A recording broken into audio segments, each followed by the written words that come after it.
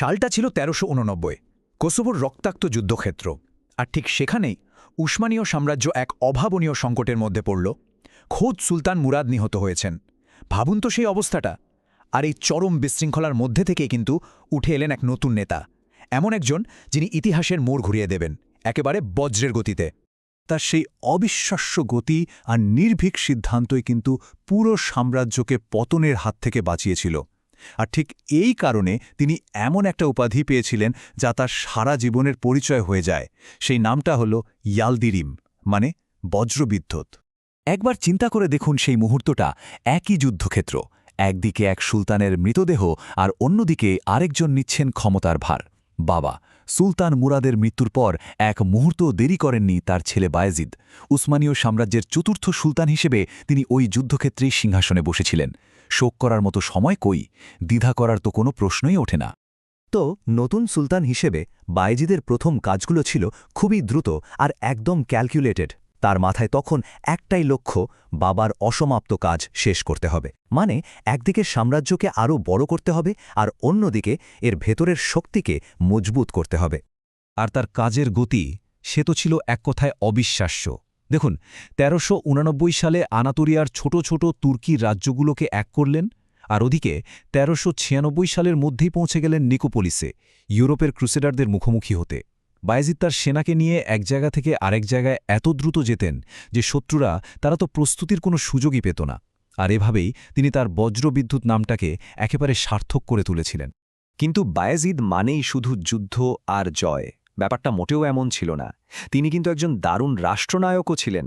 শিল্প স্থাপত্যের প্রতি তার ছিল গভীর অনুরাগ।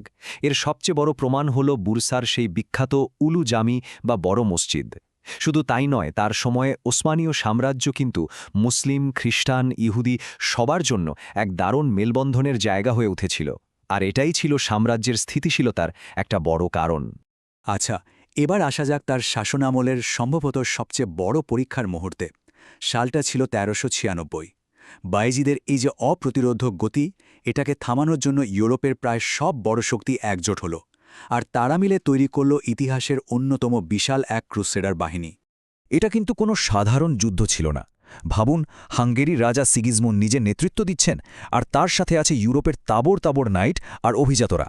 সবার উদ্দেশ্য একটাই, বায়েজিদ আর তার সাম্রাজ্যকে ইউরোপ থেকে চিনোত্তরে মুছে ফেলতে হবে। বলা যায় এটা ছিল তার জীবনের সবচেয়ে কঠিন পরীক্ষা।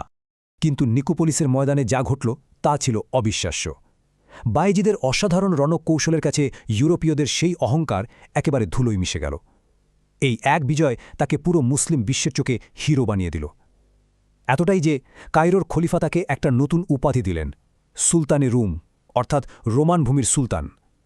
এটা ছিল এক বিরাট সম্মান যা আসলে বাইজেন্টাইন সাম্রাজ্যের উত্তরাধিকারী হিসাবে তার দাবিকেই স্বীকৃতি দিয়েছিল। তো বায়েজিদ তখন ইউরোপ নিয়ে ব্যস্ত, কনস্ট্যান্টিনোপল জয়ের স্বপ্ন দেখছেন। কিন্তু তিনি ঘুণাক্ষরেও টের পাননি যে পূর্ব দিকে ঘনিয়ে উঠছে এক নতুন ঝড়, এক মহাপ্রলয় যা তার দিকেই ধেয়ে আসছিল।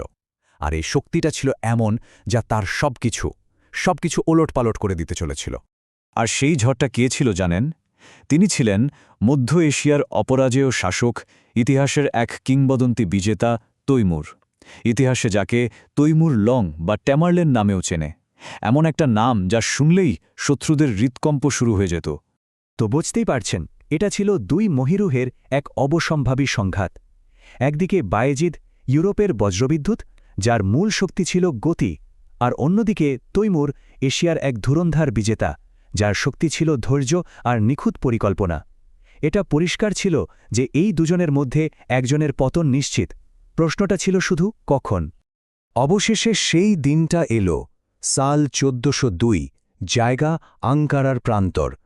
এখানেই মঞ্চস্থ হতে চলেছিল এই দুই মহাকাব্যিক শক্তির লড়াই। এখানেই ঠিক হয়ে যাবে কার সাম্রাজ্য টিকে থাকবে আর কার পতন হবে। যুদ্ধটা কিন্তু সমানে সমানেই চলছিল, কিন্তু এরপরে ঘটল সেই অঘটন। একেবারে চরম মুহূর্তে বায়েজিদের নিজেরই আনাতোলিয়ান তুর্কি সেনারা বিশ্বাসঘাতকতা করল। তারা পক্ষ বদলে যোগ দিল তৈমুরের সাথে। আর এই একটাই ঘটনা যুদ্ধের মোড় পুরোপুরি ঘুরিয়ে দিল। বজ্রবিদ্যুৎ সুলতানের ভাগ্য লেখা হয়ে গেল সেখানেই। এই পরিণতির কথা কেউ কোনোদিন ভাবতেও পারেনি। কি চরম অপমানজনক! সেই বজ্রবিদ্যুৎ সুলতান, যিনি ইউরোপের বড় বড় রাজাদের নত জানু করিয়েছেন, তিনি আজ তারই এক প্রতিদ্বন্দ্বীর হাতে বন্দী। উসমানীয়দের পুরো ইতিহাসে এত বড় লজ্জার ঘটনা এর আগে আর ঘটেনি। যার গতি ছিল একসময় অপ্রতিরোধ্য, সেই সুলতান বায়েজিদ শেষ পর্যন্ত তৈমুরের বন্দী হিসেবেই মারা যান। সত্যি তার জীবনের এক অত্যন্ত করুণ পরিসমাপ্তি। এই যে এত বড় একটা বিপর্যয় ঘটে গেল, এরপর স্বাভাবিকভাবেই প্রশ্ন ওঠে, বায়েজিদ যে সাম্রাজ্যটা রেখে গেলেন সেটার ভবিষ্যৎ কি? তার এতদিনের অর্জন, তার উত্তরাধিকার সবই কি তাহলে ব্যর্থতা? কিন্তু মজার ব্যাপার হল, তার এই ব্যক্তিগত পরাজয় কিন্তু সাম্রাজ্যকে পুরোপুরি ধ্বংস করতে পারেনি। হ্যাঁ, মানছি যে একটা সাময়িক বিশৃঙ্খলা তৈরি হয়েছিল, কিন্তু আনাতোলিয়াকে এক করা আর শক্তিশালী প্রতিষ্ঠান গড়ে তোলার যে ভিত্তিটা তিনি তৈরি করে দিয়ে গিয়েছিলেন, সেটাই সাম্রাজ্যকে পতনের হাত থেকে বাঁচিয়ে দিয়েছিল। তাহলে দেখা যাচ্ছে তার উত্তরাধিকারটা বেশ জটিল। তার ব্যক্তিগত পতন আসলে সাম্রাজ্যকে ধ্বংস করেনি, বরং এটা ছিল সাম্রাজ্যের জন্য এক কঠিন পরীক্ষা। আর তার তৈরি করা সেই ভিত্তির উপরেই দাঁড়িয়েছিলেন ভবিষ্যতের মহান শাসকেরা, যেমন কনস্টান্টিনোপল বিজয়ী সুলতান মেহমেদ কিংবা সুলাইমান দ্য ম্যাগনিফিসেন্ট। তারাই কিন্তু সাম্রাজ্যকে এক নতুন উচ্চতায় নিয়ে গিয়েছিলেন।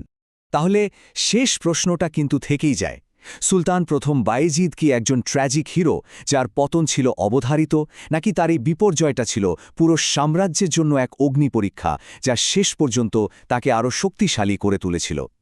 এই উত্তরটা হয়তো আমাদের ইতিহাসের গভীরেই খুঁজতে হবে।